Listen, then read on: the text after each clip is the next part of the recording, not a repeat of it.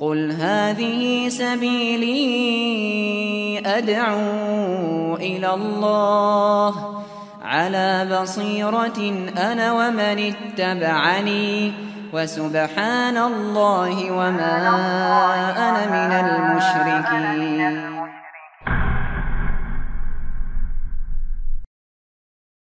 قل هذه سبيلي أدعو إلى الله على بصيرة أنا ومن اتبعني وسبحان الله وما أنا من المشركين.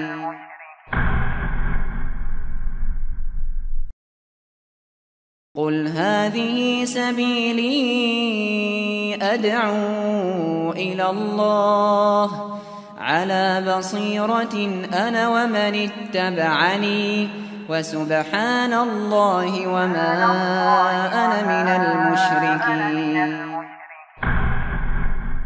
آپ لوگ جس شخصیت کو سننے کے لیے یہاں پر تشریف لائے ہیں، میں قبل اس کے کہ ان کو دعوت دوں مختصر سا آپ کا تعارف پیش کرنا چاہتا ہوں. ویسے آپ کی شخصیت محتاج تعارف نہیں ہے. فضیلت الشیخ جلال الدین قاسمی حفظہ اللہ، آپ کا وطن صوبہ اتر پردیش ضلع بستی سے آپ تعلق رکھتے ہیں. فی الوقت آپ مالیگاؤں میں داعی کی خدمات کو انجام دے رہے ہیں اور اللہ تبارک و تعالی نے کمال کا حافظہ آپ کو عطا فرمایا ہے کہ آپ نے محض 6 مہینے میں قرآن مجید کو حفظ کر لیا اور ساتھ ہی ساتھ آپ میسور یونیورسٹی سے انگریزی میں MA بھی کیا ہے.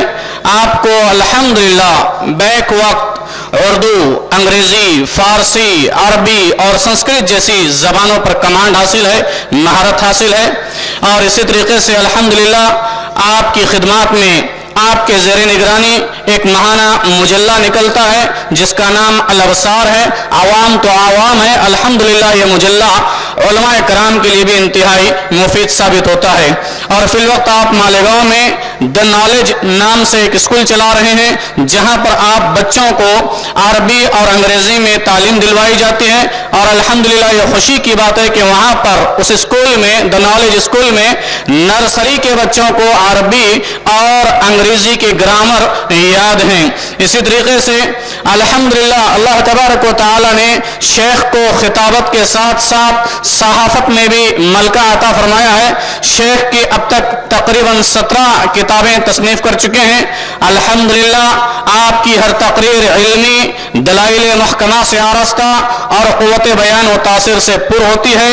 ہم شیخ کا استقبال کرتے ہیں، اللہ سے دعا کرتے ہیں کہ اللہ تبارک و تعالی آپ کے علم میں، آپ کے عمل میں، آپ کے عمر میں برکت عطا فرمائے، حاسدوں کے حسد سے آپ کی حفاظت فرمائے، مزید آپ سے دین کی خدمات لے. اب میں بلا کسی تاخیر کے دعوت دیتا ہوں بڑے ادب اور احترام کے ساتھ فضیلت الشیخ جلال الدین قاسمی حفظہ اللہ کو وہ آئیں اور اپنے موضوع کی وضاحت فرمائیں. السلام علیکم ورحمۃ اللہ وبرکاتہ.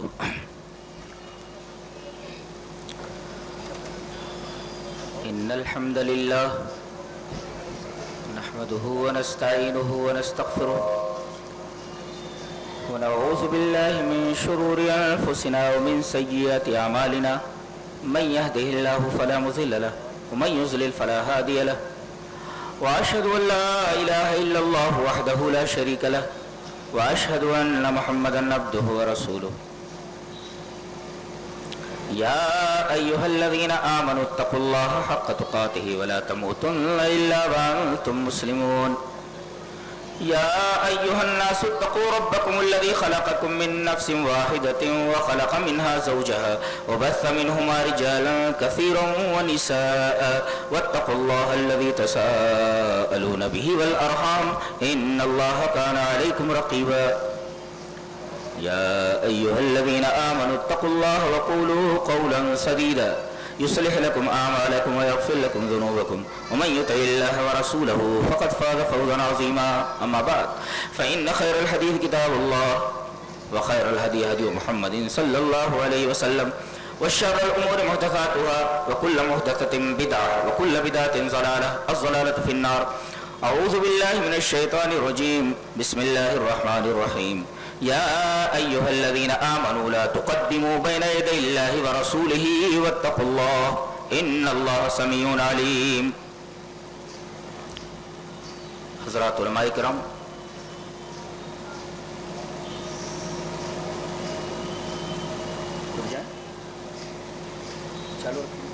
محترم سامعین و سامعات،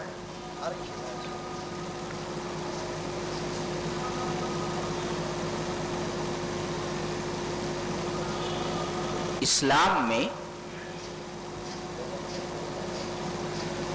خوش ہونے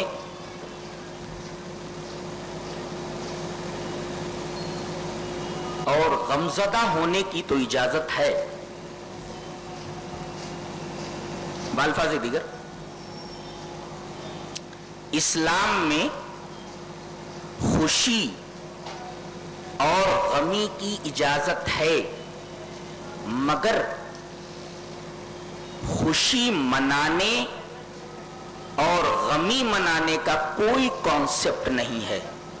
تقریر ختم ہو گئی، چلیں دوہراتا ہوں. اسلام میں خوش ہونے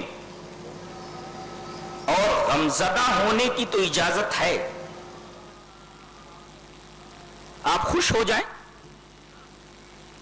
آپ غمزدہ ہو جائیں، اس کی اجازت ہے، مگر خوشی منانے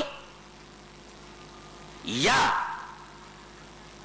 غم منانے کا کوئی کانسیپٹ نہیں.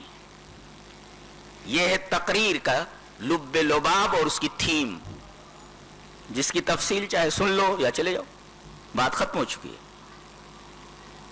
مثال، آپ کا ایک بچہ پیدا ہوا، بچے کی پیدائش پر آپ اس دن خوش ہو لیجیے. کوئی مر گیا، 3 دن آپ غم منا لیجیے، غمزدہ ہو لیجیے. منا لیجیے نا، غمزدہ ہو لیجیے، ایسا کہہ لیجیے، غمزدہ ہو لیجیے. بقیہ اب بچہ جس دن پیدا ہوا ہے، اگلے سال اسی دن خوشی منانے، یا آدمی جس دن مر گیا ہے اس دن غم منانا، اس کا کوئی کانسیپٹ اسلام میں نہیں. دونوں میں فرق سمجھ میں آیا؟ اس لیے کہ خوشی، اس کو عربی میں کہتے فرح، خوش ہونا. قرآن حکیم نے یہی لفظ استعمال فرمایا، قل بفضل اللہ وبرحمتہ فلذلک فلیفرحوا هو خیر مما یجمعون. فرح کا مطلب سمجھتے کیا ہوتا ہے؟ الفرح لذت فی القلب بادراک المحبوب. کسی محبوب چیز کو پا لینے کے بعد دل میں جو ایک لذت کا احساس ہوتا ہے، اس احساس کا نام، اس لذت کا نام فرح ہے. تو دل کے خوش ہو جانے کا نام، دل میں ایک قسم کی لذت کا حصول، یہ فرح ہے. ظاہر ہے کہ جب اس کا تعلق دل سے ہے تو پھر عمل سے اس کا اظہار دلیل چاہتا ہے، دلیل چاہتا ہے. اس لیے کہ خوش ہونا اور خوشی منانا دونوں میں زمین اور آسمان کا فرق ہے. آپ کو خوش ہونے کے لیے کہا گیا ہے، اور خوش ہونا ایک لذت ہے جو محبوب چیز کے پا لینے کے بعد آدمی کو حاصل ہوتی، ایک لذت ہے. الفرح لذت فی القلب بادراک المحبوب. محبوب چیز کو پا لینے کے بعد دل میں جو ایک لذت ہوتی ہے، اس لذت کا نام فرح ہے، اس کا تعلق دل سے ہے. آپ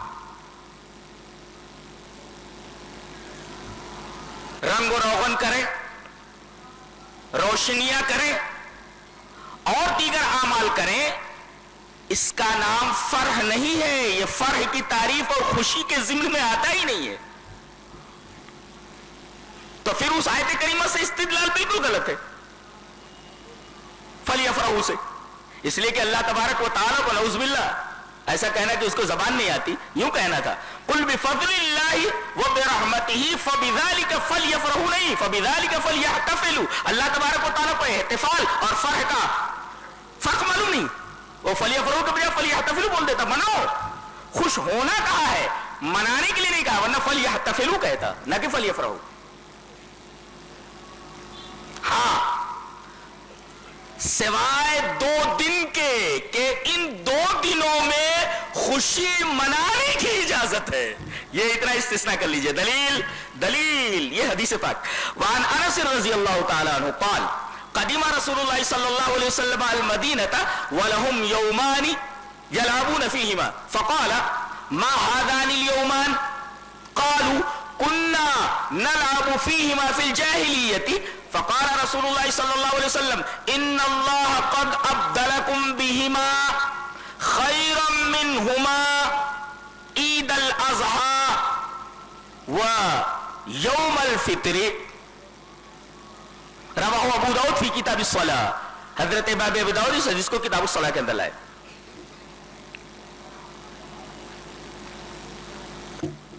ترجمہ دیکھیں. حضرت انس فرماتے ہیں کہ نبی اکرم صلی اللہ علیہ وسلم جب مکہ سے ہجرت کر کے مدینہ تشریف لے گئے تو دیکھا کہ سال بھر میں 2 دن مدینہ والے خوشی مناتے ہیں, اس میں کھیل کود بھی کرتے ہیں. تو آپ نے ان لوگوں سے پوچھا ما ہادان الیومان, یہ جو 2 دن ہیں یہ کیا ہے؟ یہ دیکھیں غور سے دیکھیں, ما ہادان الیومان یہ دونوں دن کیا ہیں؟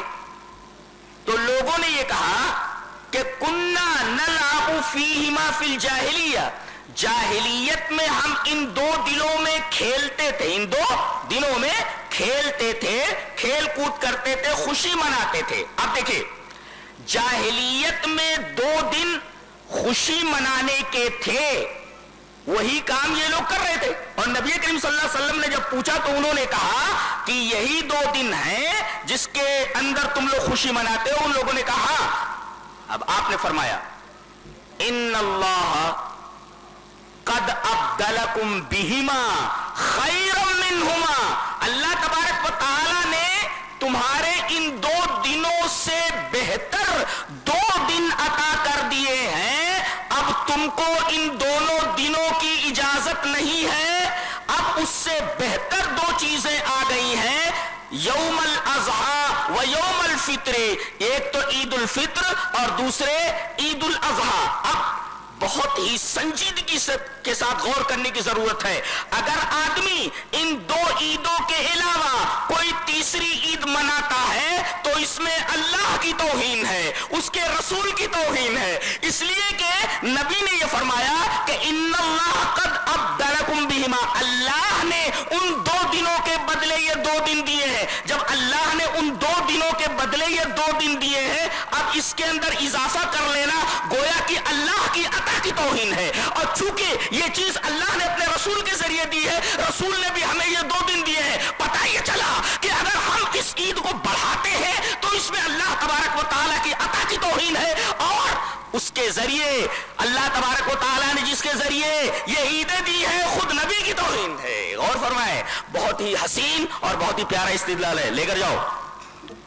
ان اللہ قد ابدلکم بہما خیرا منہما, ان دونوں دنوں کے بدلے اللہ نے تمہیں 2 دن دیے ہیں. اب اللہ نے دیے ہیں ان 2 دنوں کے بدلے, تو اگر بڑھاتے ہو تو اللہ کی بھی توہین ہے, اس کے رسول کی بھی توہین ہے. اس لیے کہ اللہ نے دیے اپنے رسول کے تھرو دیے, لہذا اللہ کی بھی توہین اور نبی کریم صلی اللہ علیہ وسلم کے تھرو جو یہ عطا دی گئی ہے اس کی بھی توہین ہے. گویا کہ اللہ کی بھی توہین, رسول کی بھی توہین ہے. کہاں تک آدمی پہنچ جاتا ہے بدعت کے معاملے میں. پتہ یہ چلا کہ خوشی اور غمی اس کی تو اجازت ہے, مگر خوشی اور غمی منانے کی اجازت نہیں سوائے ان 2 دنوں کے کہ اس میں ہر سال آپ خوشی منا سکتے ہیں.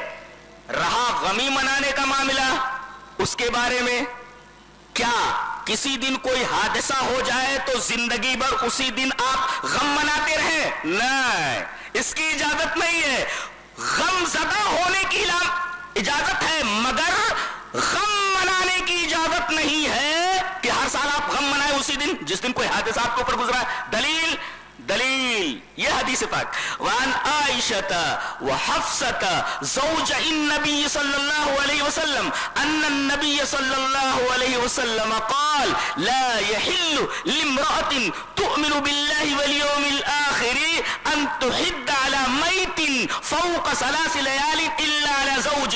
رواه مالک فی الموطا فی کتاب الطلاق. حضرت امام مالک رحمہ اللہ موطا امام مالک کتاب الطلاق کے اندر یہ روایت اسی طرح لائے ہیں اور اس روایت کی راویہ 2 امہات المومنین ہیں, حضرت عائشہ رضی اللہ تعالیٰ عنہ اور حضرت حفصہ رضی اللہ تعالیٰ عنہ. وہ دونوں فرماتی ہیں کہ نبی اکرم صلی اللہ علیہ وسلم نے ارشاد فرمایا کہ کسی عورت کے لیے جو اللہ پر ایمان رکھتی ہو اور یوم آخرت پر ایمان رکھتی ہو اس کے لیے حلال نہیں ہے. اب حلال کا الٹا حرام ہے. لا یحل حلال نہیں یعنی حرام ہے کہ کوئی بھی عورت, اب اس کے ضمن میں مرد بھی آ گئے, کہ 3 دن سے زیادہ کسی مرے ہوئے آدمی کے اوپر نوحہ کرے, کسی مرے ہوئے آدمی کا سوگ منائے, سوائے اس کے کہ عورت 3 دن سوگ منا سکتی ہے اپنے شوہر کے اوپر. اس سے زیادہ کبھی بھی زندگی میں عورت کو بھی سوگ منانے کی اجازت نہیں ہے. یہ رہا خوشی کا تصور اسلام میں اور یہ رہا غم کا تصور اسلام میں. اب آگے بڑھیں. عید میلاد جانتے ہیں یہ ترکیب جب بولی جاتی ہے تو اسے کس سینس میں لیا جاتا ہے؟ عید و میلادن, عید المیلادی, یہ کس سینس میں لیا جاتا ہے؟ جب کہا جائے عید میلاد تو یہ اس سینس میں لیا جاتا ہے عید و میلاد المسیح, کرسمس ڈے. اگر کوئی آدمی یہ بولے عید المیلاد تو سینس کیا ہوتا ہے؟ عید و میلاد المسیح, حضرت عیسیٰ علیہ السلام کی پیدائش کا دن. جی تو عید المیلاد کا سینس یہ ہوتا ہے کرسمس ڈے. اب اگر یہ کہیں آپ عید و میلاد النبی تو مطلب یہ ہوا کہ نبی اکرم صلی اللہ علیہ وسلم کی پیدائش کا جشن. عید میلاد کا مطلب ہوتا ہے وقت الولادہ, نبی کریم صلی اللہ علیہ وسلم کی ولادت کے وقت کا جشن. عید میلاد اے وقت الولادہ, ولادت کا وقت. اب نبی کی ولادت کا جو وقت ہے جس دن آپ پیدا ہوئے اس تاریخ کے اندر عید منانا, خوشی منانا, یہ ہے عید میلاد النبی کا مطلب. مطلب سمجھ میں آ گیا؟ عید کہتے ہیں جشن کو, خوشی کے موقع کو, اور میلاد کا مطلب وقت الولادہ, ولادت کا وقت, اور نبی کی پیدائش کے دن تاریخ کا جشن. یہ ہے اس ترکیب کا مفہوم عید و میلاد النبی صلی اللہ علیہ وسلم.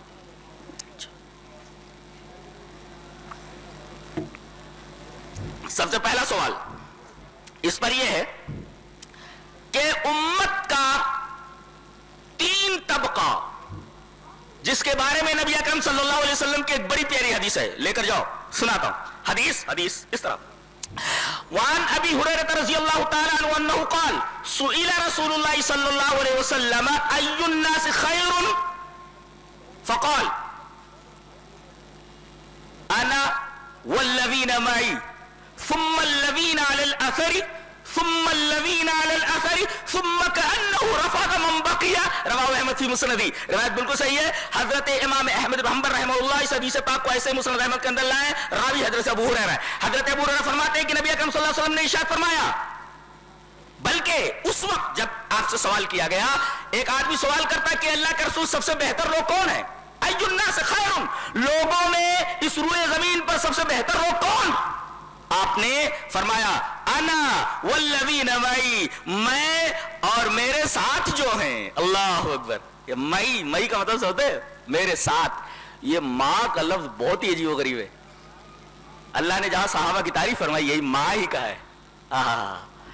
محمد الرسول اللہ والذین معہ, یہ نہیں کہا والذین صحبہم, ایسا نہیں کہا کہ جن لوگوں نے نبی کریم صلی اللہ علیہ وسلم کی صحبت اٹھائی, سے نہیں کہا والذین معہ, کیا کہ ماں معیت, سکھ میں آپ کے ساتھ, دکھ میں آپ کے ساتھ, مسجد میں آپ کے ساتھ اور میدان جنگ میں آپ کے ساتھ, ہر جگہ یہ معیت ہے. آپ نے فرمایا انا والذین معی، میں اور جو میرے ساتھ ہیں، صحابہ نہیں کہا والذین معی، یہ صحابہ کی کتنی پیاری تعریف ہے. یہ لوگ میرے دکھ سکھ ہر جگہ یہ میرا ساتھ دینے والے ہیں.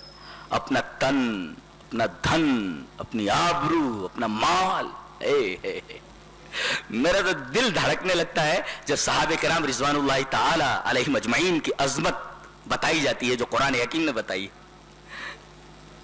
دیکھو ہم لوگوں سے پیار کس سے ہوتا ہے؟ ہم لوگوں کو پیار کس سے ہوتا ہے؟ بیوی سے، کسی چھوکری سے، مال سے، اولاد سے، ان تمام چیزوں سے ہمیں محبت ہوتی ہے.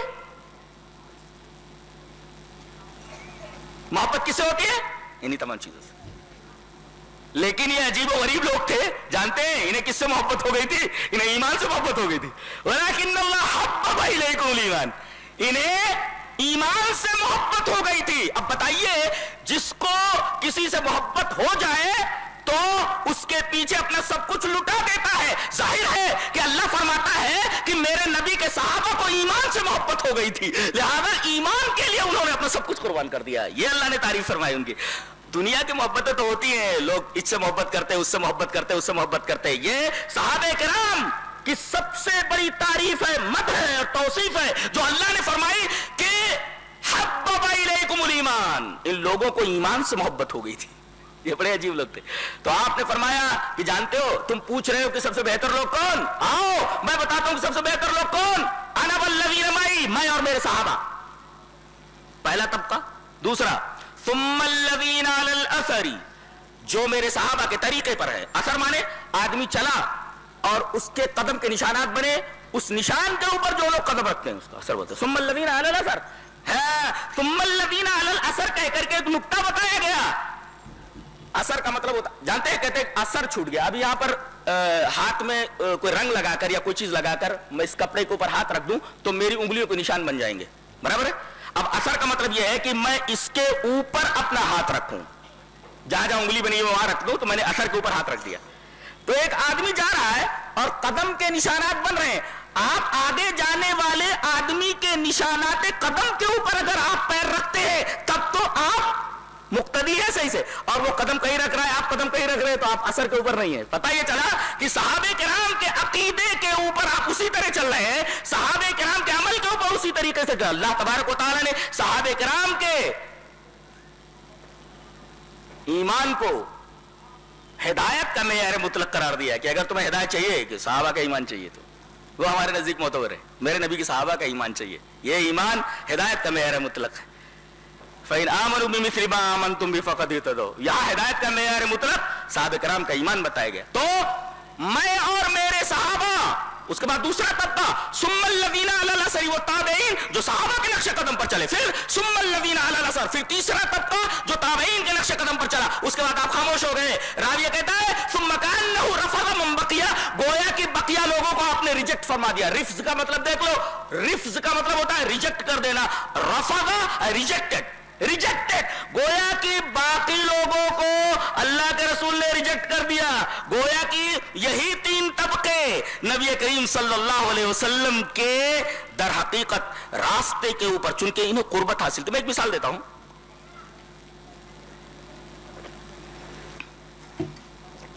یہ روشنی، غور سے دیکھیں، یہ روشنی، اب اس کی شدت کا دائرہ یہاں تک ہے. اس کے بعد تھوڑے فاصلے تک اس کی شدت کم ہو جاتی ہے، اور وہاں سے لے کر وہاں تک اس کی شدت اور کم ہو جاتی ہے. پھر اس کے بعد اندھیرا شروع ہو جاتا ہے. ہاں ایسا ہے. تو صحابہ نبی سے بہت قریب تھے. نبی کریم صلی اللہ علیہ وسلم کو اللہ تبارک و تعالیٰ نے ہدایت کا نور، ہدایت کی روشنی بنا کر کے بھیجا تھا. تو یہ روشنی یہاں تک تو بڑی شدت کے ساتھ ہے، یعنی صحابہ کرام کے ساتھ.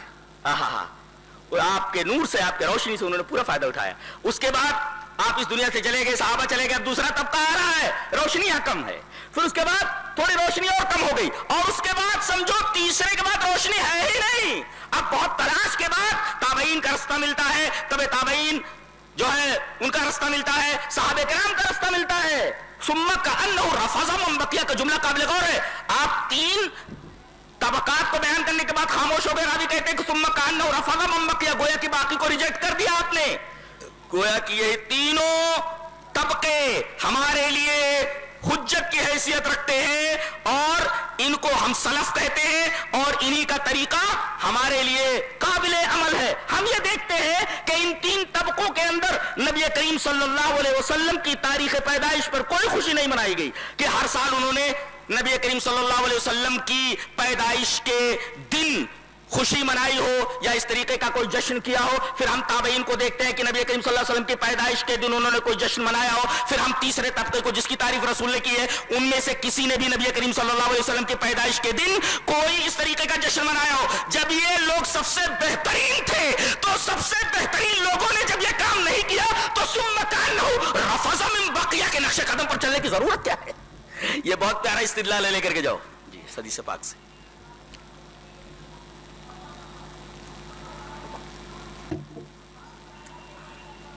کتنی بات سمجھ میں آئی؟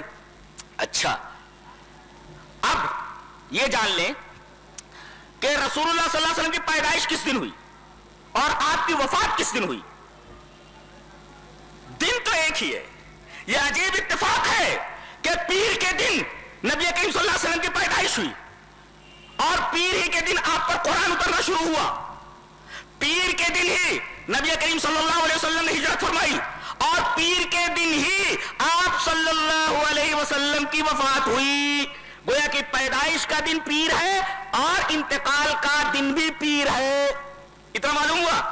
لیکن دن تو متعین ہے، پیر پیدائش کا دن بھی اور وفات کا دن بھی، دونوں پیر ہی کا دن ہے. لیکن تاریخ میں اختلاف ہے. امام سہیلی کی ایک کتاب ہے الروض الانف، اس کو بعض لوگ الروض الانف پڑھتے، غلط ہے وہ.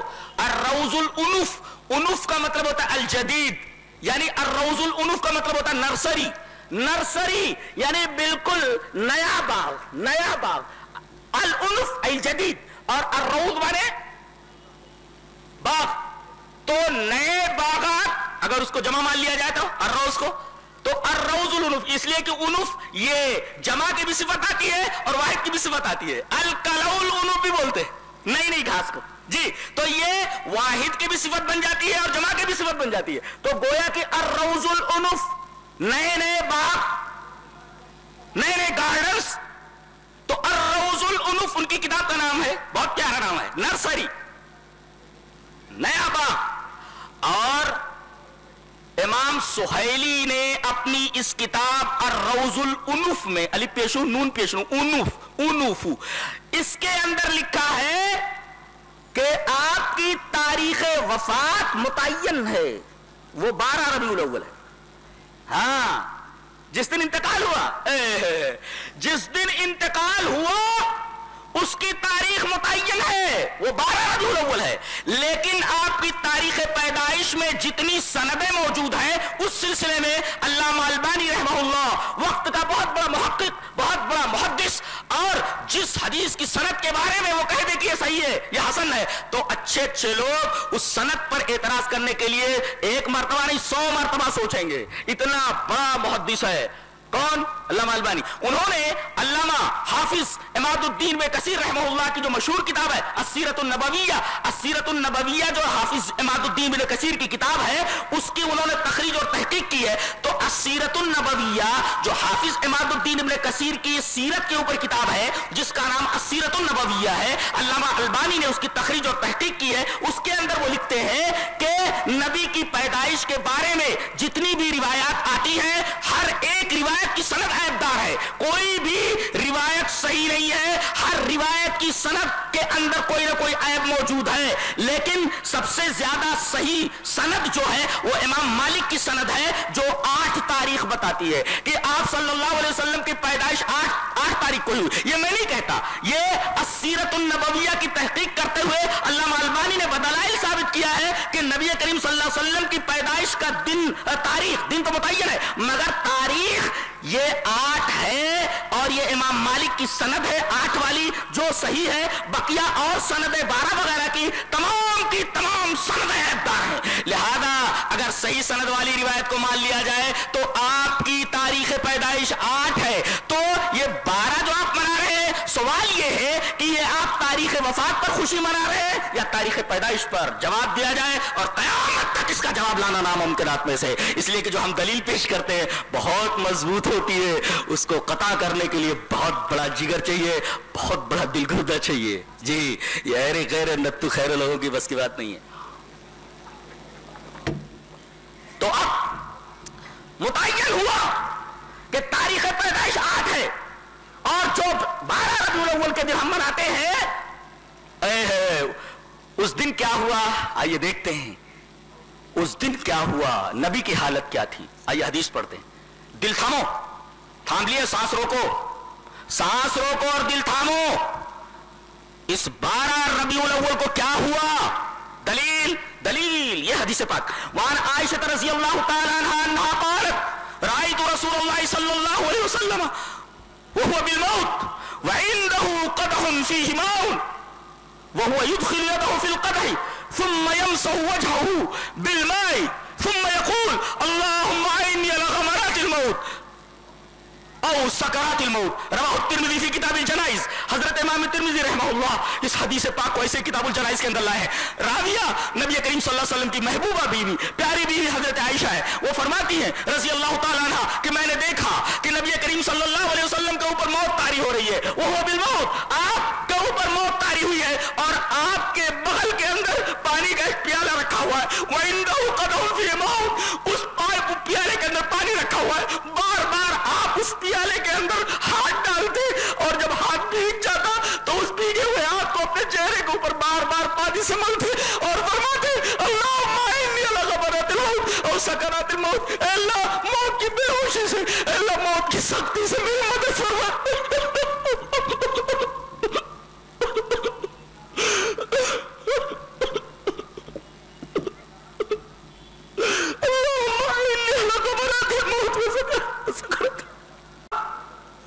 موت کی بے ہوشی اور موت کی سختی پر میری مدد فرمائے.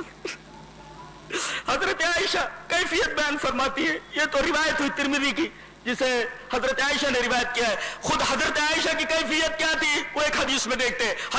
حدیث اس طرح. وعن عائشہ رضی اللہ تعالی عنہ قالت مات النبی صلی اللہ علیہ وسلم وانه لبین حاقنتی وزاقنتی فلا اکره شدت الموت لاحد ابدا بعد النبی صلی اللہ علیہ وسلم. رواہ البخاری فی کتاب المغازی. حضرت امام بخاری رحمہ اللہ اس حدیث پاک کو ایسے کتاب المغازی کے اندر لائے. راویہ حضرت عائشہ ہے. حضرت عائشہ فرماتے ہیں کہ نبی کریم صلی اللہ علیہ وسلم کی روح پرواز ہوئی، آپ کو موت آئی، موت طاری ہوئی اس حال میں کہ آپ کا سر مبارک میری تھوڑی اور میری ہنسلی کے درمیان ہے. میں اس طریقے سے آپ کے سر مبارک کو اپنی ہنسلی اور اپنی تھوڑی کے درمیان لیے ہوئے تھی اور میں نے موت کی وہ کیفیت دیکھی ہے اس دن. فلا اکرہ شدت الموت ابدا بعد نبی صلی اللہ علیہ وسلم. اس کے بعد کسی مرنے والے آدمی کی تکلیف کو دیکھتی ہوں تو مجھے ہلکا لگتا ہے، اس لیے کہ میں نے اپنے محبوب کے اوپر موت کی جو سختی دیکھی ہے اس کے بعد ہر مرنے والے آدمی کی تکلیف میرے اوپر ہلکی معلوم ہوتی ہے. یہ نبی کریم صلی اللہ علیہ وسلم کی کیفیت ہے. اس دن جس دن ہم خوشی مناتے ہیں، جس دن ہم طرح طرح کی حرکتیں کرتے ہیں، اس دن ہمارے نبی کی یہ حالت ہے. یہ تو نبی کی حالت ہے. اہل بیت کا نام لے کر ان کے نام پر طرح طرح کی بدعتیں کرنے والے، حضرت فاطمہ رضی اللہ تعالیٰ عنہ کا نام لے کر نہ جانے کیسی کیسی محبتوں کا دعویٰ کرنے والے. اس بیٹی کا کیا حال ہے، فاطمہ کا کیا حال ہے؟ آؤ وہ حدیث دیکھ لیتے ہیں جو حضرت انس سے مروی ہے. حدیث اس طرح. وعن انس رضی اللہ تعالی عنہ قال لما سقل النبي صلى الله عليه وسلم جعل يتغشاه فقالت فاطمة وكربابا فقال لها ليس على أبيك كرب بعد اليوم فلما مات فلما مات قالت يا أبتاه أجاب ربا داه يا أبتاه من جنة الفردوس ماواه يا أبتاه إلى جبريل لنا فلما دفن قالت فاطمة يا أنس أطابت أنفسكم أن تحسوا على رسول الله صلی اللہ علیہ وسلم التراب.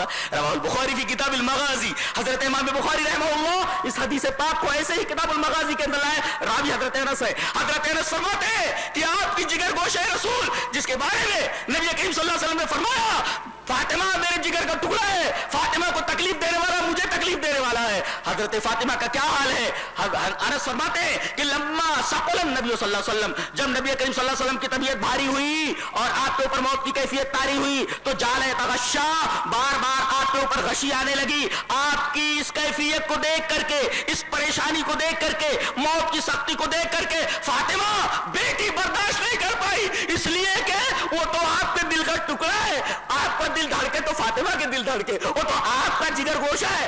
اپنے باپ کی پریشانی کو دیکھ کر کے فرمانے لگی واہ کر بابا, ہائے میرے باپ کی تکلیف, ہائے میرے باپ کی تکلیف, واہ کر بابا, ہائے میرے باپ کی تکلیف. نبی کریم صلی اللہ علیہ وسلم نے بچی کو اتنا پریشان دیکھا, کہا کہ میری بچی مت رو, لیس علی ابیک کرب بعد الیوم, آج اس موت کے بعد تیرے باپ کے اوپر کوئی بھی کرب, کوئی بھی تکلیف آنے والی نہیں. بخاری کی روایت ہے, بخاری کی روایت ہے. میری بچی تکلیف برداشت کر لے اور اس طریقے کی بات مت کر. میری بچی, میری جگر گوشہ, لیس علی ابیک کرب بعد الیوم, آج کے بعد تیرے باپ کے اوپر کوئی کرب اور کوئی تکلیف آنے والی نہیں ہے. اور جب آپ کا انتقال ہو گیا فلما ماتا, تو حضرت فاطمہ نے فرمایا یا بتا ہائے میرے ابا, اجاب رب بنتا, اللہ نے بلایا اور آپ چلے گئے. اجاب رب بنتا, رب نے بلایا اور آپ چلے گئے. اور یا بتا اے میرے ابا من جنت الفردوس ماوا, جن کا ٹھکانہ جنت ہے. اور فرمایا یا بتا الی جبریل لنا, ہم جبرائیل کو آپ کے موت کی خبر سناتے ہیں کہ آپ اس دنیا سے جا چکے ہیں. اور اس کے بعد حضرت انس جب دفن کر کے آئے, تمام لوگ دفن کر کے آ گئے, تو حضرت فاطمہ نے انس کو بلایا, کہا کہ انس ایک بات کہوں. روتے ہوئے حضرت فاطمہ نے کہا اطابت انفسکم ان تحسوا علی رسول اللہ صلی اللہ علیہ وسلم, تو تمہارا دل کیسے گوارا کیا ہوگا کہ تو نے نبی کریم صلی اللہ علیہ وسلم کے اوپر مٹی ڈالی ہوگی. ان تحسوا علی رسول اللہ صلی اللہ علیہ وسلم, یہ تو آپ کے جگر گوشہ حضرت فاطمہ رضی اللہ تعالی عنہا کی کیفیت ہے. آج فاطمہ یتیم ہو گئی ہے 12 وفات کو, اور آج فاطمہ یتیم ہوئی, اور آج حسن اور حسین کے نانا اس دنیا سے چلے گئے, ان کو کوئی سواری کرنے والا گھوڑا نہیں رہا, آپ اس دنیا سے چلے گئے. امہات المومنین بیوہ ہو گئی. اور یہ سب کچھ دیکھتے ہوئے موت کی تکلیف کیا ہے, ہم جشن منا رہے, ہم جو ہے شیر بن کر کے پتہ نہیں کیا کیا کر رہے ہیں, ہم روشنیاں کر رہے ہیں, ہم ناچ گانا کر رہے ہیں, عرس کر رہے ہیں, نہ جانے کیا کیا کر رہے ہیں. کبھی آپ نے دیکھا کہ نبی کریم صلی اللہ علیہ وسلم کس تکلیف سے گزرے؟ آپ نے دیکھا کہ اس دن حضرت فاطمہ رضی اللہ تعالیٰ عنہ کو کیا تکلیف ہوئی ہے, آپ کی بیوی حضرت عائشہ کو کیا تکلیف ہوئی ہے, تمام صحابیات اور اسی طریقے سے تمام امہات المومنین کس اذیت سے گزری ہے, کس تکلیف سے گزری ہے. آپ کو معلوم ہے یہ تو عالم تھا آپ کا, اور یہ تو عالم تھا آپ کی بیٹی کا, اور ماں کو روتے ہوئے دیکھ کر کے حضرت حسن اور حسین کی کیا حالت ہوئی ہوگی. محبت کرنے والے اہل بیت سے ذرا اپنے غریبان میں جا کر کے دیکھیں, سچی محبت کرنے والا اگر کوئی ہے اہل بیت سے اور صحابہ سے, صرف اہل حدیث الحمدللہ, اور وہ سچی اتباع کرنے والے ہیں نبی کریم صلی اللہ علیہ وسلم کی اور آپ کے صحابہ کی, اور اہل بیت سے سب سے زیادہ محبت کرنے والے. طرح طرح کے جو الزام لگائے جاتے ہیں, یہ الزام خود ان کے گھر کے ہیں, ہم اس کو نہیں مانتے, ہم اس کو نہیں مانتے.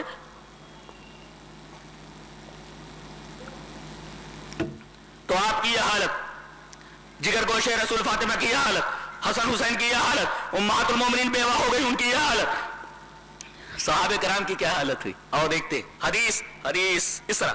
وعن ابی سلمہ ابن عبد الرحمن اخبرنی ابن عباس رضی اللہ تعالی عنہما ان ابا بکر خرج وعمر رضی اللہ تعالی عنہ يكلم الناس فقال اجلس يا عمر فابى عمر ان يجلس فقال اجلس يا عمر فابى عمر ان يجلس فتشهد ابو بكر فقال فتشهد ابو بكر فمال الناس اليه وتركوا عمر فقال ابو بكر اما بعد فمن كان منكم يعبد محمدا فان محمدا قد مات ومن كان منكم يعبد الله فان الله حي لا يموت فقال الله تعالى وما محمد الا رسول قد خلت من قبله الرسل والله قال قال فوالله لكان الناس لم يعلموا ان الله تعالى انزل هذه الايه الا حين تلاها ابو بكر فتلقاها منه الناس كلهم فما اسمع بشر الا يتلوها. رواہ ابن ابی حاتم کی تفسیر ہے. حضرت ابن ابی حاتم نے اپنی تفسیر کے اندر اس پوری روایت کو نقل کیا جس کے راوی حضرت ابو سلمہ ابن عبد الرحمن ہے. میں نے پوری روایت, میں آدھی روایت پڑھنے کا قائل نہیں ہوں.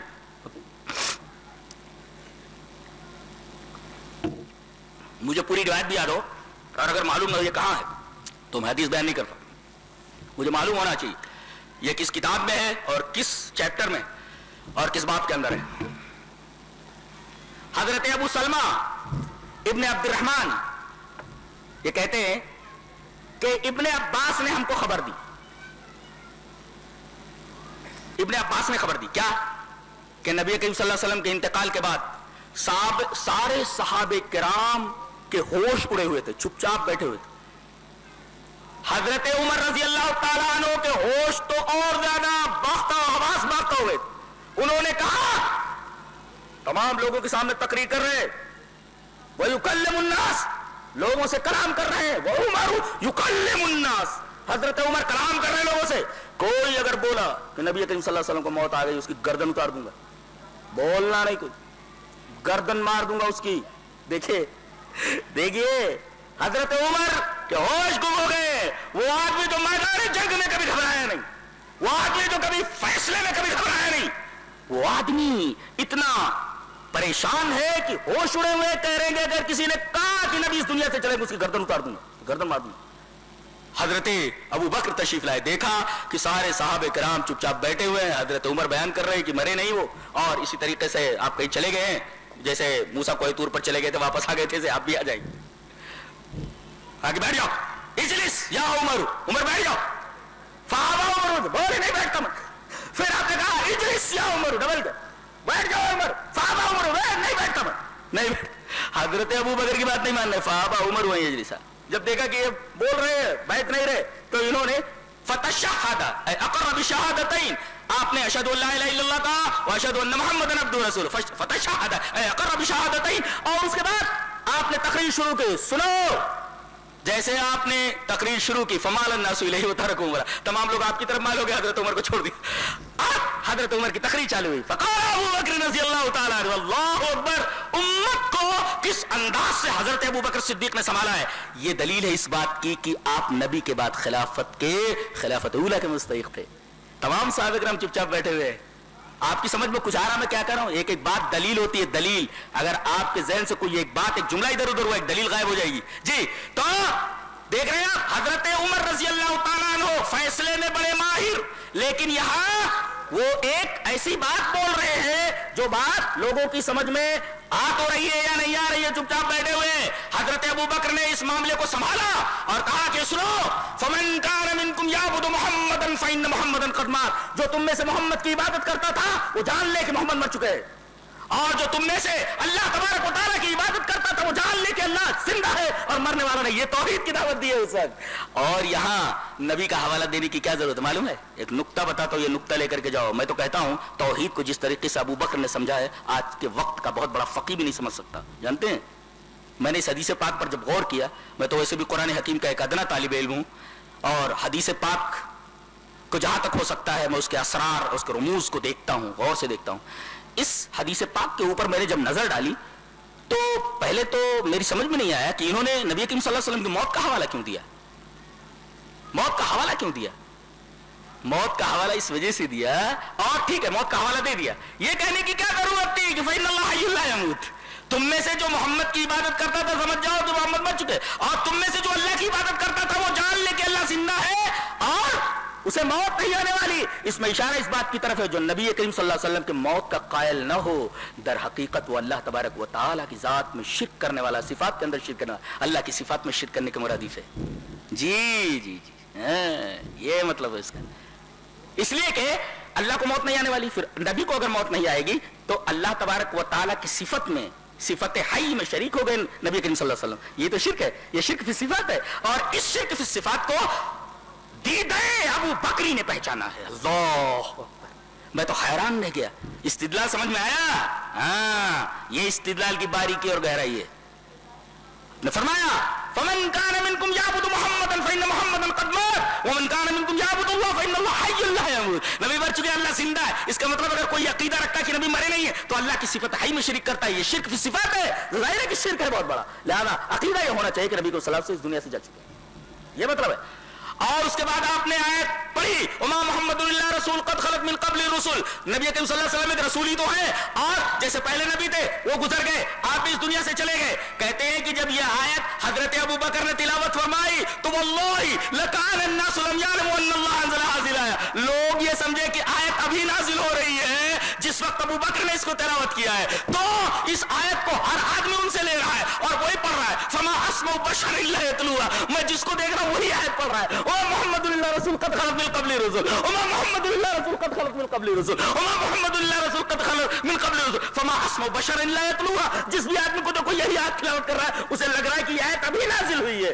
اللہ اکبر. حضرت ابوبکر صدیق رضی اللہ تعالیٰ نے اس اہم معاملے کو, اس پیچیدہ معاملے کو کس طرح سنبھالا ہے, در حقیقت آپ کو خلافت اولیٰ کا مستحق بناتی ہے. ضرور خلافت اولیٰ کے مستحق تھے اور آپ کو صحیح خلافت دی گئی.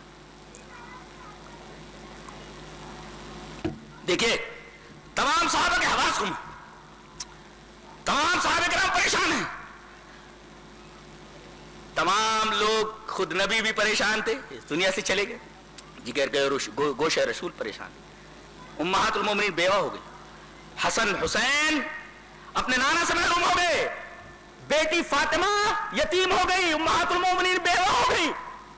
صحابہ کرام رضوان اللہ تعالی علیہ اجمعین پر پریشانیوں کے دکھ کے بادل ان کے اوپر چھا گئے. پورا مدینہ سناٹے میں ہے. حضرت ام ایمن رو رہی ہیں, آپ کی ماں, آپ کی ماں, کون ماں؟ حضرت عبداللہ کی لونڈی. آپ کی ماں تو آمینہ گزر چکی تھی, یہ ام ایمن ہے, ان کو ماں کہتے تھے نبی کریم صلی اللہ علیہ وسلم. ماں ہے, رو رہی ہیں, رو رہی ہیں, رو رہی ہیں. لوگوں نے کہا کہ ام ایمن بہت رو رہی ہیں. صحابہ کرام آئے اور کہا کہ نبی کریم صلی اللہ علیہ وسلم کو ایک دن اس دنیا سے جانا تھا, چلے گئے, آپ کیوں رو رہی ہیں؟ ارے کہا کہ میں آپ کی موت کے اوپر نہیں رو رہی ہوں, اس لیے کہ جو دنیا میں آیا اسے جانا ہی ہے, نبی بھی اپنا کام ختم کر چکے, آپ کو جانا تھا. میں اس بات پر رو رہی ہوں کہ نبی کے اس دنیا سے چلے جانے کے بعد وحی کا سلسلہ ختم ہو گیا, جبریل کا آنا بند ہو گیا. سب پریشان ہیں. اب اس آئینے میں اپنے آپ کو دیکھیے, آپ کہاں ہو, آپ کہاں ہیں, اپنے آپ کو دیکھیے. یہ جو اچھل کود جاری ہے اور جو جشن کے نام پر سب کچھ ہو رہا ہے, اللہ کے بندو اگر دل میں ذرہ برابر ایمان ہے تو ذرا سوچو اپنے گریبان میں منہ ڈال کر کے. سوچنے کا دن کیا کیا ہوا. باتیں تو سب کرتے ہیں, بات وہ مانی جاتی ہے دو دلیل سے ثابت. شریعت میں دلیل چلتی ہے, باتیں نہیں چلتی. جو چیز دلیل سے ثابت ہو, اور دلیل صرف قرآن اور سنت.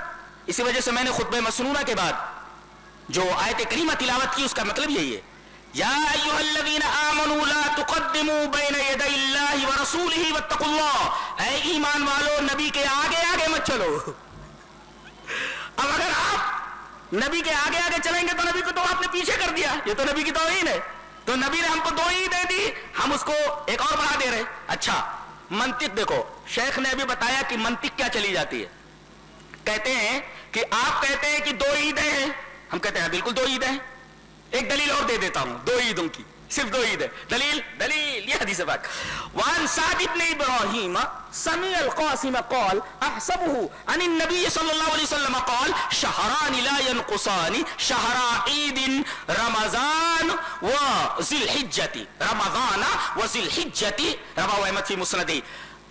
حضرت سمیت عائشہ تقول, حضرت عائشہ رضی اللہ تعالیٰ فرماتی ہے کہ نبی اکرم صلی اللہ علیہ وسلم نے ارشاد فرمایا کہ 2 مہینے کبھی کم نہیں ہوتے, وہ عید کے 2 مہینے. شہرا عیدن, शाहराने ईद इंतहा, ये जो नून गिर गया है उस जाब्ते से, वालम अन्ना नून तस्नियति मकसूरतुन अबदन व नून जमा सलामति मफ्तूहतुन अबदन व किलाहुमा तस्कुतान इंदल इजाफा। नून जमा जो है उस पर जबर आता है और नून तस्निया के ऊपर जेर आता है, इजाफत को दोनों गिर जाते हैं। तो शाहराने ईद इंतहा, शाहरा ईद दिन हो गया। ईद के 2 महीने, और वो ईद के 2 महीने कौन से होते हैं? रमजान के बाद जो आती है वो ईद उल फित्र है, वो जिलहिज्जा, और जिलहिज्जा के अंदर जो आती है वो बकर ईद है, ईद उल अज़हा।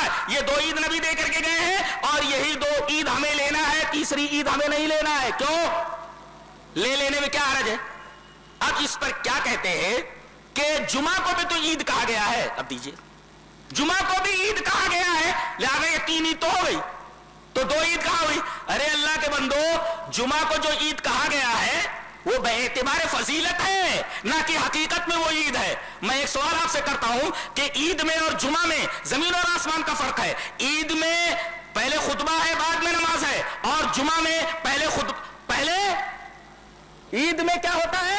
पहले नमाज है, बाद में खुतबा है, और इसके उल्टा जुमा में है कि पहले खुतबा है और बाद में नमाज है। एक फर्क तो यह है। और इसी तरीके से अगर कोई जुमा में आता है तो पहले 2 रकात पढ़ ले, उसके बाद बैठे, और वहां ईद से पहले 2 रकात वगैरह पढ़ना, कोई रकात पढ़ना, यह नाजायज है, सही नहीं है। और जुमा में कोई आए, इमाम खुतबा तक दे रहा हो तो भी आपको 2 रकात नमाज पढ़ना है। दलील यह हदीस पाक। वान जाबिर इब्न अब्दुल्लाह रज़ियल्लाहु तआला अन्हु क़ाल जाअ सुलैकुल गतफानी रज़ियल्लाहु तआला अन्हु यौमल जुमुअति व रसूलुल्लाह सल्लल्लाहु अलैहि वसल्लम यख्तुबु फजलस फक़ाल लहु या सुलैक क़ुम फरका रकअतैन वतजवज़ीहिमा सुम्मा क़ाल इज़ा जाअ अहदुकुम यौमल जुमुअति वल इमाम यख्तुब फलयरका रकअतैन वलियतजवज़ीहिमा रवाहु मुस्लिम फी किताबुल जुमुअह। हज़रत इमाम मुस्लिम रहमहुल्लाह इस हदीस पाक को ऐसे ही किताबुल जुमुअह, यह हदीस पढ़ना है, मुर्गा खाना नहीं है, खास तौर से काला।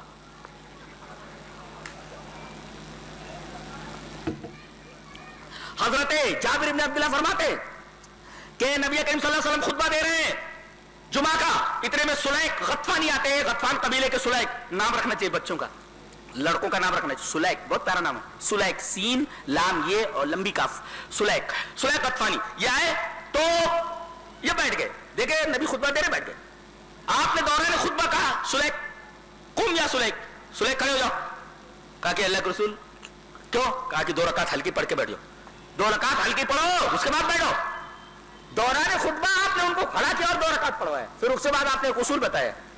फिर आपने फरमाया इदा जाअ, ये कुल्लिया है, इदा जाअ अहदुकुम, तुम में से कोई भी आए जुमा के दिन वल इमाम यख्तुब, और इमाम खुतबा दे रहा हो, फलयरका रकअतैन, 2 रकात पहले पढ़ ले, वली दो जो मुख्तसर पढ़े और उसके बाद बढ़िया।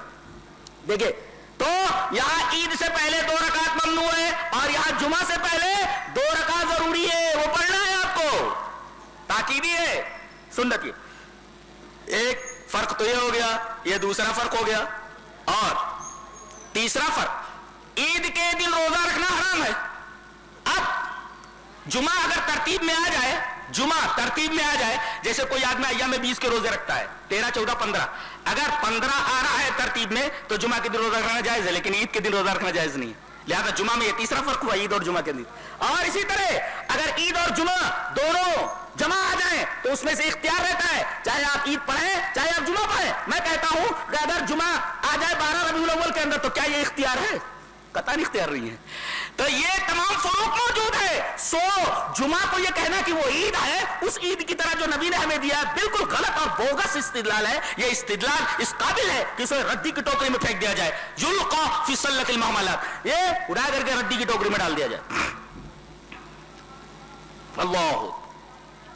तो अब जुमा को ईद के ऊपर कयास करके इस तरीके की बात कहना ये जायज नहीं है, इसलिए कि जुमा को जो ईद कहा गया है दर हकीकत बेएतिबार फजीलत है, ना कि वो हकीकत में ईद है। हकीकत में ईद अगर हो तो इस तरीके का फर्क नहीं होना चाहिए, और दुनिया भर के फरूक मौजूद हैं।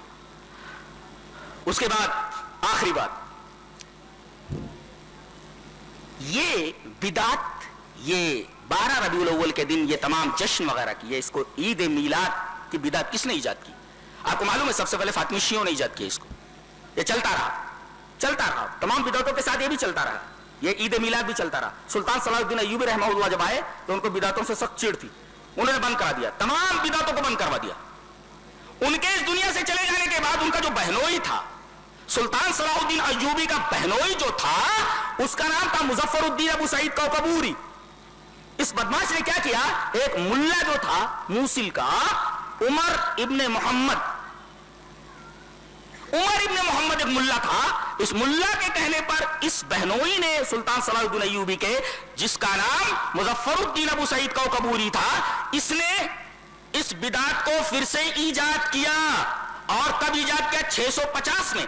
اب یہ 650 سے اس نے پک اپ پکڑ لیا ہے, 650 کے اندر سے اس نے پک اپ پکڑ لیا ہوا ہے اور یہ مسلسل چلتا چلا آ رہا ہے. اس کا مطلب یہ ہوا 650 کو اگر ہم مان لیں 650 ہجری کو, گویا 341 تک, یعنی تقریباً 300 سالوں تک جو خیر القرون کا 3 طبقات کا, یہ بدعت نہیں پائی جاتی. تو نبی کریم صلی اللہ علیہ وسلم نے 3 طبقات کو اچھا کہا ہے, ثم رفع کانہم بقیہ کو ریجیکٹ کر دیا ہے. تو یہ تو بعد کی بدعت ہے. اسے کس طریقے سے ایمان کی کوئی چیز یا اسی طریقے سے شریعت کی کوئی چیز کہا جا سکتا ہے؟ یہ تو نہ نبی کے زمانے میں, نہ صحابہ کرام کے زمانے میں, نہ تابعین کے زمانے میں, نہ تبع تابعین کے زمانے میں, 300 سالوں تک اس بدعت کا وجود نہیں ہے. اور کیوں یہ بدعت ہے اور اس سے بچنا کیوں چاہیے؟ 2 دلیلیں دیتا ہوں. دلیل یہ حدیث پاک.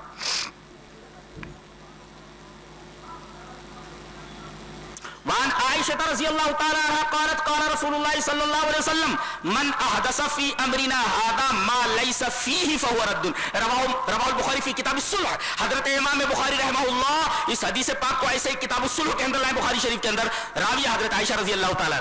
ایک بات بولوں میں, علماء بیٹھے ہوئے ہیں, ایک نقطہ لے کر کے جائیں. عقیدہ جو ہوتا ہے نا, عقیدہ یہ بیس ہوتا ہے, بنیاد ہوتا ہے, عمل کی بنیاد ہوتا ہے. اور عقیدے کی جتنا اہم عقیدہ ہے وہ روایتیں سب کی سب حضرت عائشہ سے. نبی عالم الغیب ہے کہ نہیں ہے؟ انہی سے روایت ہے. نبی نور کے ہیں کہ نہیں؟ انہی سے روایت ہے. چلو پڑھ دیتا ہوں, 1-2 پڑھ دیتا ہوں. وعن عائشہ رضی اللہ تعالی عنہ قالت من حدثك ان محمد راى ربه فقد كذب وهو يقول لا تدرك الابصار ومن حدثك انه يعلم الغيب فقد كذب وهو يقول لا يعلم الغيب الا الله. رواہ البخاری فی کتاب التوحید. حضرت امام بخاری رحمہ اللہ اس حدیث پاک کو ایسے کتاب التوحید کے اندر لائے. راوی حضرت عائشہ ہے. حضرت عائشہ فرماتی ہے تم میں سے جو ایک ہے کہ نبی نے اللہ کو معراج میں اپنی آنکھوں سے دیکھا, جھوٹ بولتا ہے, اس لیے کہ اللہ فرماتا ہے لا تدرک الابصار, اسے آنکھیں نہیں دیکھ سکتی. اور جو تم میں سے ایک ہے کہ نبی کو غیب کا علم تھا, وہ بھی جھوٹ بولتا ہے, اس لیے کہ اللہ فرماتا ہے لا يعلم الغیب الا اللہ. دیکھ رہے ہیں عقیدے, دو عقیدے کی بات تو یہی فرما دی انہوں نے. کیا بات. یہ نقطہ لے کر کے جاؤ اور تلاش کرو کہ حضرت عائشہ رضی اللہ, اور سائے کی روایت انہی سے, ایک لمبی روایت ہے, وہ میری بہت ساری تقریروں کے اندر پوری روایت ہے جو ایک صفحے کے اوپر ہے, وہ میں نے پوری کی پوری پڑھ دی ہے. یہ میرا موضوع نہیں ہے, یہ بتانا ہے کہ جتنی بھی سایہ تھا کہ نہیں تھا حضرت عائشہ سے روایت ہے, نور تھے کہ نہیں تھے یہ بھی روایت حضرت عائشہ سے, عالم الغیب تھے کہ نہیں یہ بھی روایت ہے. آپ کو دیکھا کہ نہیں, عجیب بات ہے. میرا خیال یہ ہے, جب میرا خیال ہے کہ صدیق کائنات کو امت کا آدھا علم دیا گیا تھا, بہت بڑی عالمہ تھی. اللہ, صدیق کائنات کو امت کا آدھا علم دیا گیا تھا, بہت بڑی عالمہ ہے, بہت بڑی عالمہ ہے اس امت کی. ہاں, بڑے بڑے صحابہ کرام کے فتووں کے اوپر نقد کرتی تھیں کہ یہ فتویٰ صحیح نہیں ہے, ابن عمر کا یہ فتویٰ صحیح نہیں ہے, فلاں صاحب کا یہ فتویٰ صحیح نہیں ہے. اللہ تبارک و تعالیٰ نے اتنی صلاحیت بخشی تھی حضرت عائشہ رضی اللہ تعالیٰ عنہ کو. تو اب دیکھیں وہاں نبی کریم صلی اللہ علیہ وسلم نے ارشاد فرمایا کہ 2 مہینے کبھی کم نہیں ہوتے, مہینے کبھی فضیلت میں کم نہیں ہوتے. اگر 29 کے ہے تو 30 کا آپ کو مل جاتا ہے. رمضان, ذی الحجہ, رمضان اور ذی الحجہ, یہ 2 مہینے کبھی کم نہیں ہوتے. وہ عید کے مہینے, شہرا عیدن, عید کے 2 مہینے. اب عید کے 2 مہینے جب کہہ دیا گیا تو 2 ہی ہوئے نا, اب آپ تیسری بنا رہے ہیں, جمعہ پر قیاس کرتے ہوئے صحیح نہیں. اچھا, ایک اور اڑنگا ڈالتے ہیں. اڑنگا میں پیش کرتا ہوں, اڑنگا کیسا ہوتا. اللہ نے فرمایا وَأَمَّا بِنِعْمَةِ رَبِّكَ فَحَدِّثْ. اللہ نے فرمایا اپنے رب کی نعمت کو بیان کرو. ٹھیک ہے, نعمت کو بیان کرو. تو کیا کر رہا ہے؟ کہتے ہیں اس سے عید میلاد النبی کا ثبوت ملا. شیخ نے فرمایا نہیں, مارو گھٹنا پھوٹے سر, ویسے ہی. اب اس کا رد کیسے کریں گے؟ آپ رد دیکھیے. اس سے پہلے نبی کو 2 حکم اور دیے گئے ہیں. فَأَمَّا الْيَتِيمَ فَلَا تَقْهَرْ وَأَمَّا السَّائِلَ فَلَا تَنْهَرْ وَأَمَّا بِنِعْمَةِ رَبِّكَ فَحَدِّثْ. یہ 3 حکم دیے گئے ہیں. اس حکم سے پہلے 2 حکم اور ہے. گویا کہ یہ حکم انبیاء, یہ نبی کریم صلی اللہ علیہ وسلم کو ہے کہ آپ ایک تو قہر مت کیجئے کس کے اوپر؟ مانگنے والے کے اوپر. کوئی مانگنے کے لیے آئے, कहर का मतलब समझाऊं? कभी गौर किया इस आयत करीमा पर? आओ तफसीर का एक नुक्ता बताता हूं, उलमा बैठे हुए हैं, अब जरा मूड है थोड़ा सा तफसीर का, इसलिए कि मेरी तफसीर की किताब आ रही है इंशाअल्लाह रमजान से पहले ही, तकरीबन 1.5-2 हजार सफ़ात पर आ रही है। उम्मत के लिए, उलमा के लिए बेहतरीन तोहफा है। टाइप के मरहले से गुजर चुकी है अल्हम्दुलिल्लाह, अब तबाद के मरहले में आने वाली है। 1,500 सफ़ात से ज्यादा की है और तमाम निकात ही असरार हैं पूरे के पूरे। जी, कहर के ऊपर बहस कर, फला तकहर पर तर्जुमा कीजिए। मैं कुरान हकीम के ऊपर गौर कैसे करता हूं वो दिखता हूं, आपको दिखाता हूं। फअम्मल यतीम फला तकहर वअम्मस साइल फला तनहर। यतीम के ऊपर ला तकहर, कहर मत कीजिए। कहर का मतलब क्या होता है? कभी गौर किए? तर्जुमा में क्या देखते हैं? तर्जुमे में लिखा रहता है यतीम के ऊपर आप सख्ती न कीजिए। अच्छा, ये सख्ती न कीजिए। अच्छा, कोई तर्जुमा करता है यतीम के ऊपर आप दबाव न डालिए।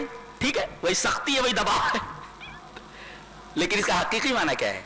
यही मैं कहता हूं, जब तक अरबी न जानता हूं आदमी कुरान हकीम को गहराई के साथ नहीं समझ सकता। कहर का मतलब समझा रहा हूं। अरबी में कहा जाता है कहरतिन नारु अल्लहमा, आग ने, कहरतिन नारु अल्लहमा, आग ने गोश्त को जलाकर उसका पानी निकाल दिया। यह मतलब होता है। तो कहर का मतलब क्या हुआ?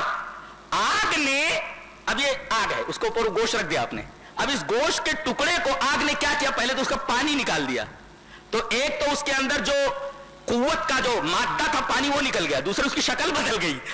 आग पर डालने के बाद गोश्त की शक्ल बदल गई, एक तो शक्ल बदली और दूसरे उसके अंदर जो पानी था वो गिर गया और निचुड़ गया, ऐसे निचुड़ गया। किसी चीज को जब प्रेस करो, दबाओ तो बना रहता है तो उसे दब जाता है, पानी निकल जाता है। तो दर हकीकत कहरतिन नार व लहमा से यह है, क्या कलाम है, सुभान अल्लाह व बिहम्दिही सुभान अल्लाह। कलाम है, कहां से बात करता है, कहां से बात, सारी बलागत सर बसुजूद हो जाए इस आयत करीमा के साथ, सारी बलागत सर बसुजूद हो जाए।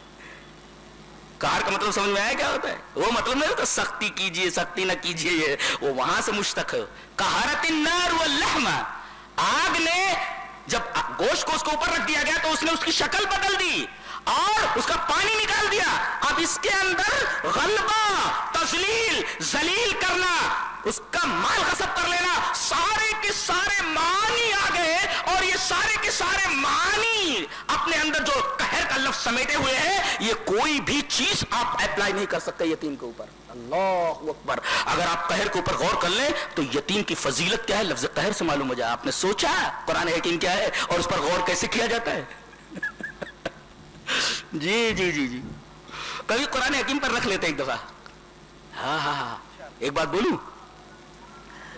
सीधी सी बात है। एक फअम्मा मन सकुलत मवाज़ीनुहु फहुव फी ईशतिर रादिया, एक तदब्बुर करें कुरान पर कि वहां आमाल तौले जाएंगे। पढ़ना है, 2 बुराइयां रख दी गई, नेकियां रख दी गई। हल्का जो पढ़ना होता है वो ऊपर चला जाता है, नीचे वाला होता है नीचे चला जाता है, जो भारी होता है। अच्छा, तो जन्नत पे चला जाएगा, ठीक है। फहुव फी ईशतिर रादिया, उसके ईशतिर रादिया क्यों कहा गया है? अरे रे रे, क्या बात है।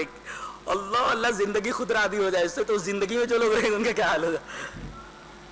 चलो ये तो अभी आपकी समझ में नहीं आएगा, ये तो मैंने इशारा कर दिया है, हम उस पर बहस कर रहे हैं। फअम्मा मन खफ्फत मवाज़ीनुहु फउम्मुहु हाविया, जिसके आमाल का पलड़ा ऊपर हो गया, हल्का हो गया, तो कह देना चाहिए जहन्नम में जाएगा, सब कह देना चाहिए था ना, लेकिन कहा उसकी माँ हाविया है, माँ, अम्मा उसकी। क्या कहा? जिसके आमाल का वजन हल्के हो गए उसकी अम्मा हाविया है, और फिर अम्मा का तारुफ करा गया। वमा दरा कमाइया, जानते हो ये अम्मा कौन है? तर्जुमा क्या होगा? जानते हो ये अम्मा कौन है? नारुन हामिया, दहकती हुई आग है। अच्छा, अम्मा ये दहकती हुई आग है। अच्छा अच्छा अच्छा अच्छा, तो ये सबके सब बच्चे हुए ना उसके। गौर करो, तफसील का मौका नहीं। अल्लाह अकबर। कभी कुरान हकीम के इस नुक्ते पर अगर हम बहस करेंगे बहुत मजा आएगा आपको। अल्लाह। और एक नुक्ता और बताऊं, जहन्नम में और गुनहगार में फर्क क्या है? जहन्नम में और गुनहगार में फर्क यह है कि गुनाहों का मिजाज भी गर्म है और जहन्नम का मिजाज भी गर्म है। नहीं, तभी तो वो दुआ जो हम पढ़ते हैं, अल्लाहुम्मा मग़सिल ख़तायाया बिलमाई वस्सल्जी वलबरदी, ऐ अल्लाह मेरे गुनाहों को तो धुल दे पानी से, ये थोड़ा कम ठंडा होता है। वस्सल्जी, बर्फ से धुल दे, बर्फ से धुल दे, ये और ठंडा होता है। वल बरदी, और ओले से धुल दे, ये और ज्यादा ठंडा होता है। ये دو بتاتی ہے کہ در حقیقت گناہوں کا مزاج بڑا گرم ہوتا ہے، اسی وجہ سے چوری کرتے ہوئے، زنا کرتے ہوئے اور بدکاری کرتے ہوئے آدمی پسینے پسینے ہو جاتا ہے، گناہوں کا مزاج گرم ہے اور جہنم کا مزاج گرم ہے۔ تو اماں اور بچے بیست الوالدۃ و بیس الولد، کتنی بری اماں ہے اور کتنے برے بچے ہیں۔ بیست الوالدۃ و بیس، قرآن حکیم پر غور کرو۔ جانتے ہو یہ دنیا میں ہماری ہلاکت اور تباہی کا واحد سبب کیا ہے؟ واحد سبب قرآن حکیم سے مہجوری ہے۔ اور ایک نقطہ بتا دوں علماء کو برا نہ لگے کہ مہجوری قرآن کے سب سے بڑے مجرم علماء ہیں، انہوں نے قرآن حکیم کو لوگوں کے سامنے پیش ہی نہیں کیا۔ مہجوری قرآن سب سے پہلے ان کے اوپر مقدمہ دائر کیا جائے گا قرآن حکیم کا، قرآن حکیم کے تعلق سے۔ یہ اتنی شاندار کتاب، اللہ اکبر، کون سا ایسا زندگی کا زاویہ ہے جس کے اوپر بحث نہ کی گئی ہو اس سورہ کریمہ، اس کتاب کے اندر؟ غور کرو۔ تو ہم بحث کر رہے تھے عید میلاد کے اوپر، ہم نے تمام احادیث اور آیات قرآنیہ میں ہم نے وَأَمَّا بِنِعْمَتِ رَبِّكَ فَحَدِّثْ سے لیا کہ اس سے استدلال کیا جاتا ہے کہ نعمت ہے آپ، لہذا نعمت کو بیان کیجئے۔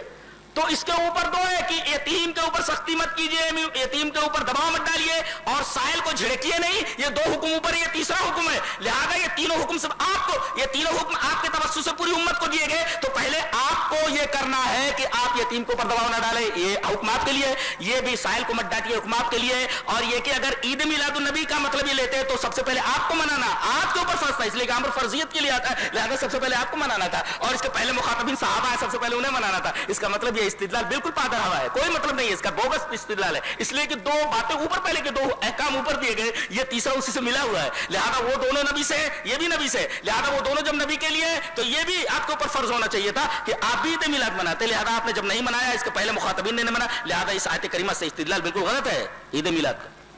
آپ کی سمجھ میں آیا کچھ؟ اسی طریقے کے ایک نقطہ اور بتاتا ہوں کہ جتنے بھی اب خلاصہ بیان کر دیتا ہوں کہ شریعت اسلامیہ میں خوشی اور غمی کی اجازت ہے، مگر خوشی منانے اور غم منانے کا کوئی کانسیپٹ نہیں ہے سوائے 2 دن کے، 2 عیدوں کے جو نبی نے ہمیں دیے ہیں۔ اور مخالفین جن آیتوں سے استدلال کرتے ہیں ان استدلال کی جو کیفیت ہے وہ آپ دیکھ لیں کہ ان آیتوں سے استدلال بالکل غلط ہے اور مخالفین کا ان تمام آیات سے استدلال باطل ہے۔ اللہ تبارک و تعالی ہمیں نیک عمل اور اچھی سمجھ کی توفیق عطا فرمائے۔ وآخر دعوانا الحمدللہ رب العالمین۔